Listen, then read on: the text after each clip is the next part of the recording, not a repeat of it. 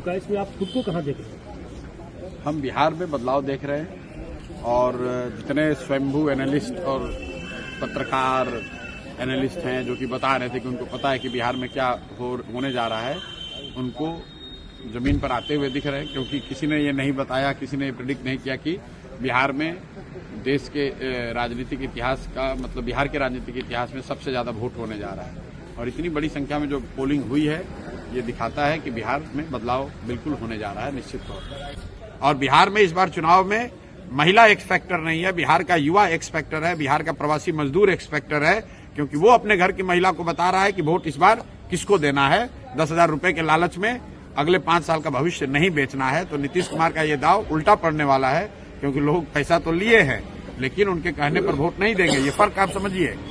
पहले के चुनाव में ये लोग छठ मनाकर चले जाते थे, फिर महिला अपने हिसाब से वोट करती थी। इस बार ये मजदूर, ये युवा साथी घर में बैठे हुए हैं और वो न सिर्फ अपना वोट कर रहे हैं बल्कि अपने परिवार की महिलाओं से भी वैसे ही वोट करा रहे हैं, अपने घर वालों से वैसे वोट करा रहे हैं जो उनको उचित लगता है। तो इसलिए बिहार के इस बार के चुनाव का एक्स फैक्टर युवा है, बिहार के चुनाव का एक्स फैक्टर प्रवासी मजदूर है।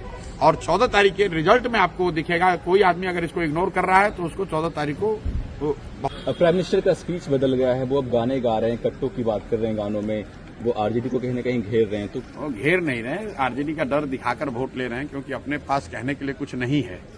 तो पीछे कई दशकों से जो एनडीए है, भाजपा है, नीतीश भाजपा है, ये लोग का सबसे बेहतर वोट लेने का तरीका रहा है कि लालू जी का डर दिखाओ, जंगल राज का डर दिखाओ और वोट ले लो, ताकि लोग ये कहें कि भाई काम हुआ न हुआ हो, कम से कम जंगल राज तो वापस नहीं आना चाहिए।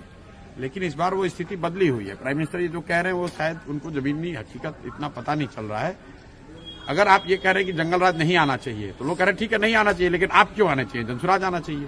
विकल्प तो एक नया दूसरा है। जब विकल्प नहीं था तब वो प्राइम मिनिस्टर की बात ठीक थी, तब वो काम भी करता था। इस बार वो काम नहीं कर रहा है। राहुल, आप देखिए कि जो प्रवासी मजदूर है, आप लोग तो गांव देहात में यहाँ जमीन पर आज पत्रकारिता कर रहे हैं, आप लोग जरा जाकर देख लीजिए कि प्रवासी मजदूर किसको वोट कर रहा है।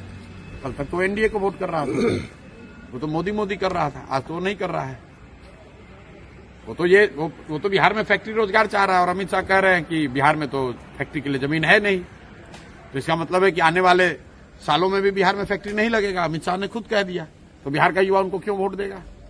अगर फैक्ट्री लगाने के लिए सिर्फ गुजरात में ही जमीन है तो फिर बिहार का युवा क्यों वोट उनको देगा यहाँ। और ये पूछिए आप लोग कि अगर फैक्ट्री के लिए जमीन नहीं है तो ये जो बड़ा बड़ा सड़क सब बना है, जिसमें कि यहाँ के यहाँ पंजाब, आप बंगाल को गुजरात से जोड़ रहे हैं, वो सड़क बनाने के लिए जमीन बिहार में कहाँ से मिले। तो आपको अपना सड़क बनाना है, नेशनल हाईवे बनाना है तो बिहार में सड़क जमीन है, और बिहार के बच्चों के लिए फैक्ट्री बनाना है तो कह रहे कि यहाँ जमीन नहीं है। आपका भरोसा ही हमारी ताकत है, इसलिए चैनल को सब्सक्राइब करें, वीडियो को लाइक करें और कमेंट में अपनी बात जरूर रखें। ये है आपका अपना RSG News 24।